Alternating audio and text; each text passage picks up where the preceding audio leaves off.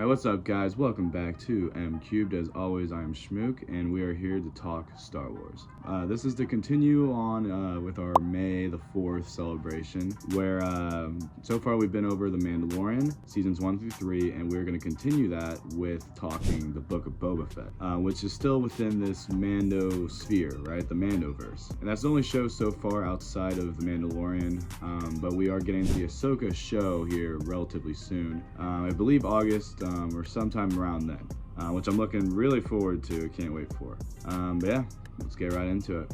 Alright, so the Book of Boba Fett. So, the last we saw of Boba Fett was he was helping Mando save Grogu, and then he goes back to Tatooine. As we see in the end of Mandalorian Season 2, he kills Bib Fortuna to take over Jabba's palace, which I think is pretty dope. That's what got me really amped for this show, right? I'm like, oh, sweet, we're gonna have a whole show about Boba Fett, where in Mando, he was a complete badass, right? But then we get to this show, and it goes over how he survived falling into the Sarlacc pit off Jabba's barge in Return of the Jedi, right?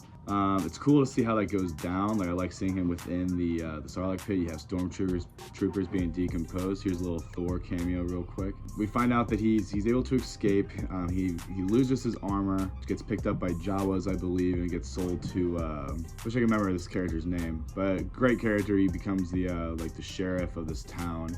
He shows up in this show. He was in The Mandalorian Season 2, and he's the one who has Boba Fett's armor, where we see him first in The Mandalorian Season 2. So that's how we see how he loses his armor, and he gets saved by these Tusken Raiders, which I think is a really cool way to see how his story progresses, where he was always considered this badass. He worked for the Empire, and then he gets taken by these Tusken Raiders, and he's able to befriend them. Like, he's starting to learn their culture. It's a lot of respect is involved, and honor, and he adopts a lot of those practices. And I don't want to dive too deep into that, because if you haven't seen the show, I think you should. I think it kind of gets shit on quite heavily, whereas I think there's other Disney Plus shows that are actually not very good, where I think this one has a good budget, fairly good story, and some of the best Star Wars content I've seen under Disney. So I highly recommend. But eventually we get to the point where it's modern day, not just the retelling of what happens after Return of the Jedi. Well, not retelling, but about flashbacks, right? But now we're in modern times, where he's helped Mando, and he takes over Jabba's palace. And this gets into a whole deal with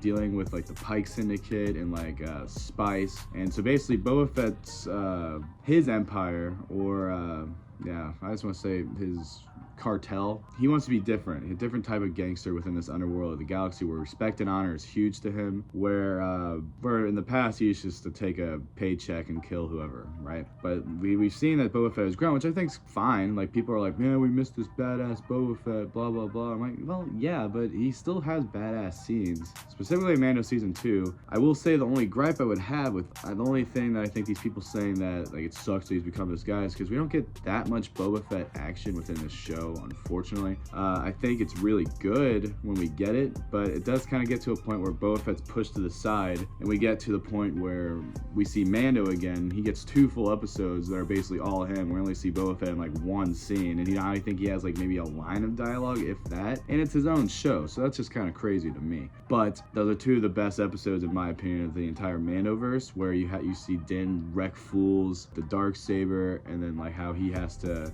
cleanse himself, because he talks to the armor, and how he has to cleanse himself for showing his face to Grogu, which leads into Mando Season 3. And then we see the whole episode of Luke training Grogu, and we see Ahsoka again talking to Mando, saying how you gotta let him go, he's gotta make his own choices. I think that was a pretty good episode for sure. I think it's one of the best from Disney era Star Wars. But then we get to the finale, where you see Mando and Boba Fett team up to take on the crime syndicate, right? And we get to see Cad Bane in live action. That's another great thing about the Grogu Luke episode, is that's where we see Cad Bane for the first time. He just wrecks fools, and I think that was cool to see him in live action for the first time. People kind of were dogging on his look, and I thought he looked perfect. And I love how in the final episode, it's a good Boba Fett versus Cad Bane standoff, which I think was necessary for the close of Cad Bane's character. I wish we could have gotten a little bit more of him, because it was his 6th time in live action. He was wrecking April Fools. But I mean, we get to see Grogu calm down a Rancor. You get to see Boba Fett ride in on a Rancor. You know, he probably could have just grabbed the Slave One and just wrecked shop, but it's fine. But the show also got me to really like some Gamorrean guards, so that was cool too. But yeah, guys, I think that's gonna do it here. The Book of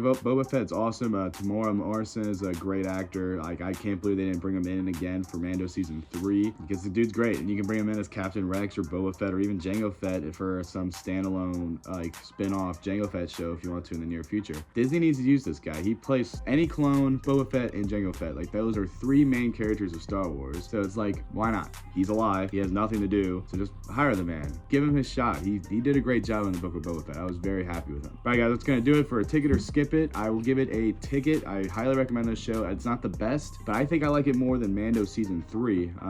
But Mando season 1 and season 2, I believe, are definitely miles better than Book of Boba Fett. But the Book of Boba Fett has some killer scenes and episodes. All right, so I think it's a high recommend. All right, guys, that's gonna do it. I'm Schmook. Make sure to like and subscribe, and I'll catch y'all very soon. Bye bye.